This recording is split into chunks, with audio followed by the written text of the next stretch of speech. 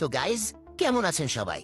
আপনাদের বাসায় নিশ্চয়ই এমন অনেক ফিউজ বা নষ্ট এলইডি বাল্ব পড়ে থাকে যা আপনারা কাজের না ভেবে ডাস্টবিনে ফেলে দেন।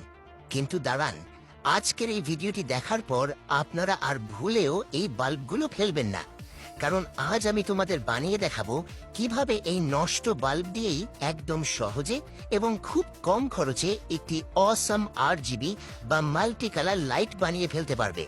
এটা দেখতে যেমন সুন্দর, তেমনি ঘর সাজাতেও দারুণ কাজে লাগবে। তো চলো দেরি না করে শুরু করা যাক।